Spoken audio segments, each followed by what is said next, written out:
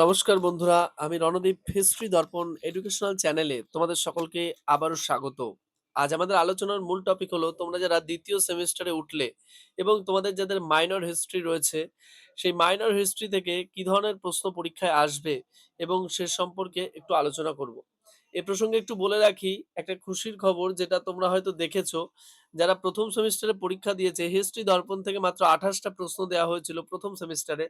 28টা প্রশ্নের মধ্যে 8টা প্রশ্নই পরীক্ষাতে কিন্তু হুবহু এসছে, এবং 8টা প্রশ্ন, যে 8টা প্রশ্ন পরীক্ষায় দেওয়া হয়েছিল হিস্ট্রি দর্পণের, এই 28টা প্রশ্নের মধ্যে থেকেই কিন্তু 8টা প্রশ্ন ছিল। দেখো, তোমাদের প্রথম এবং সেকেন্ড সেমিস্টারে কিন্তু একটা হিউজ সিলেবাস, অর্থাৎ তোমাদের কিন্তু পুরো অ্যানসিয়েন্ট ইন্ডিয়ার যে ভারতের যে প্রাচীন ইতিহাসটা সেটা কিন্তু পুরোটা পড়তে হবে। এ প্রসঙ্গে বলি, তোমরা এই ধরনের ইতিহাসটা পড়ার জন্য কিন্তু বহু আর কি বই রয়েছে। সেই বইগুলো কিন্তু তোমরা পড়তে পারো। যেমন প্রাচীন ভারত একটা বই রয়েছে, সৌরভ কুমার চৌবের লেখা। এছাড়াও ইংলিশ ভার্সন, তোমরা অনেকেই বারবার আমাকে জিজ্ঞেস করো যে স্যার আমার ইংলিশ ভার্সন আমি কি করব? তোমাদের তাকেও আমি বলছি যে ইংলিশ ভার্সনে তোমরা এই বইটা পড়ে নিতে পারো। A history of ancient and early medieval India from the stone age to the 12th century. এটা কিন্তু পিয়ারসন পাবলিকেশন থেকে প্রকাশিত হয়েছে, উপিন্দর সিং এর লেখা। এই বইটাও বেশ ভালো। এছাড়া আরেকটা বই রয়েছে, তোমরা এটাও দেখতে পারো, হরপ্পা সভ্যতার সন্ধানে, শিরিন রত্নাকরের লেখা। এছাড়া আরেকটা বই রয়েছে, যেটা হলো ভারতের আর্থসামাজিক ও প্রাচীন যুগ সম্পর্কে লেখা রয়েছে, রাষ্ট্রীয় ব্যবস্থা সম্পর্কে, ভাস্কর চট্টোপাধ্যায়ের। এছাড়াও কিন্তু ভারত ইতিহাসের আদি পর্ব, রণবীর চক্রবর্তী, এই ধরনের বহু বই কিন্তু রয়েছে। তোমরা কিন্তু এই বইগুলো দেখতে পারো। এছাড়াও আরেকটা বই আছে, এক কথায় ভারতের ইতিহাস, শ্যামল কুমার মৈত্র বা মিত্র। এই যে বিভিন্ন বইগুলো রয়েছে, এই বইগুলো কিন্তু তোমরা একটু দেখতে পারো। বইগুলো কিন্তু খুবই ভালো। তোমাদের যাদের মনে হচ্ছে আমরা বই পড়তে চাই, আর যাদের মনে হচ্ছে একদম 100% সাজেশন এবং শর্ট প্রশ্ন সহ নিতে চাই, তাহলে তোমরা 15 এপ্রিল অব্দি অপেক্ষা করো। 15 এপ্রিল আমরা কিন্তু একটা বেস্ট অফার নিয়ে এসেছি। যারা একসাথে 3টে ক্রয় করবে তাদের কিন্তু 100 টাকা পর্যন্ত ছাড় রয়েছে। অর্থাৎ শুধুমাত্র ওটা কিন্তু 15 এপ্রিলের জন্যই।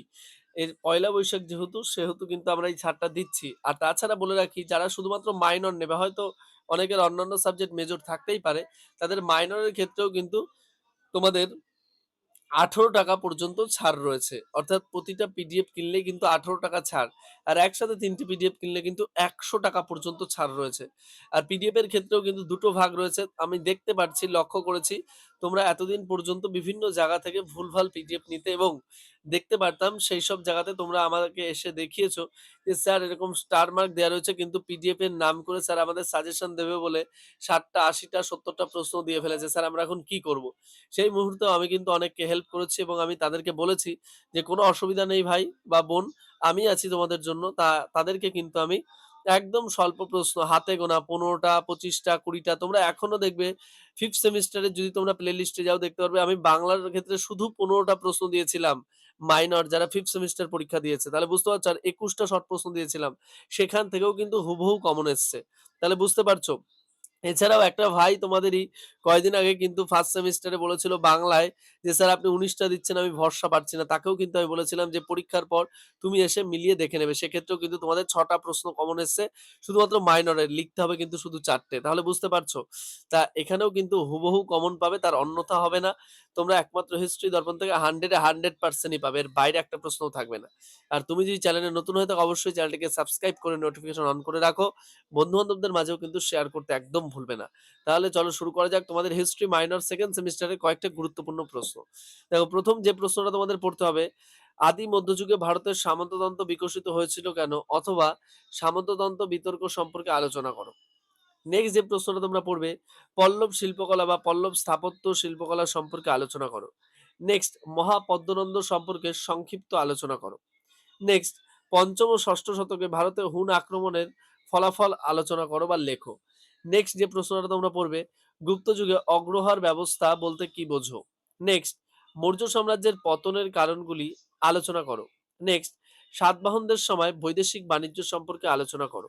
দেখো, আমি যে প্রশ্নগুলো তোমাদের সাথে আলোচনা করলাম, এই প্রশ্নগুলো তোমরা খুব ভালো করে পড়বে। আর এছাড়াও আমরা দেখবে প্রতিটা জায়গায় আমরা কিন্তু আবার পোস্ট করেছি যে আমাদের সাজেশন থেকে কেমন কমন পেয়েছো। তাহলে বুঝতেই পারছো, 100 মানে 100%ই পাবে, শর্ট এবং ব্রড।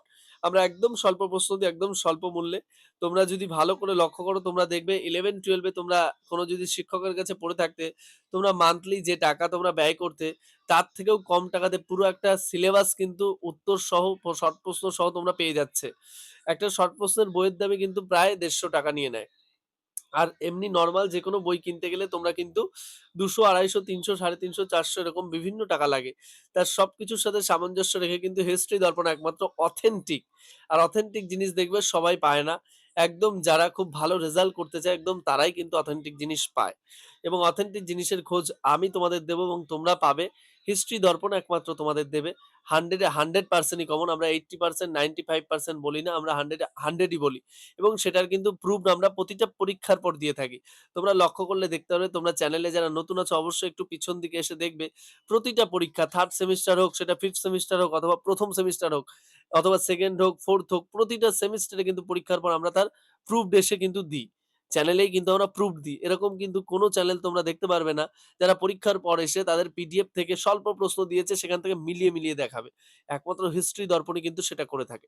আর আবারও বলছি রিমাইন্ডার দিয়ে রেখো তোমরা ১৫ এপ্রিল তোমরা কিন্তু একমাত্র ছাড় পেয়ে যাবে প্রতিটা পিডিএফ এর ক্ষেত্রে।